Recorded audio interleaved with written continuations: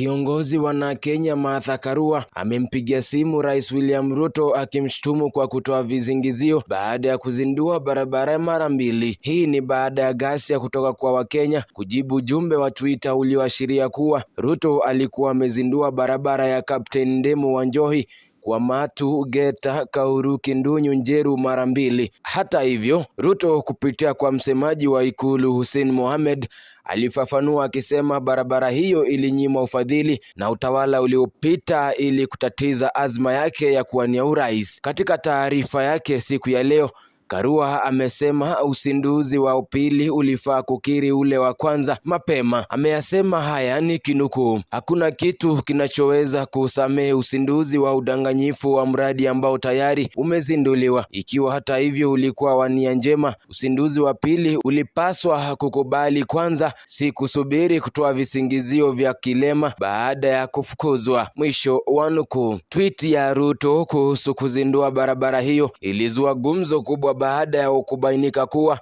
aliizindua miaka 5 iliyopita. Wakenya hawakujibu haraka na kushiriki tweet yake ya mwaka 2018 akionyesha kuwa tayari alikuwa amezindua barabara hiyo. Hussein alisema miradi mingi ambayo Ruto alianzisha alipokuwa naibu wa rais ilinyimwa ufadhili kimakusudi, ingawa ilikuwa katika mpango wa serikali. Wakati wa kampeni za uchaguzi wa mwaka jana, Rais Ruto aliahidi kukamilisha miradi yote iliyokwama zikiwemo barabara. Mwisho wa nukuu. Hussein alimaliza akisema kuwa Rais William Ruto atasafisha uchafu na kukamilisha miradi yote iliyokwama kabla ya kuanza mpya.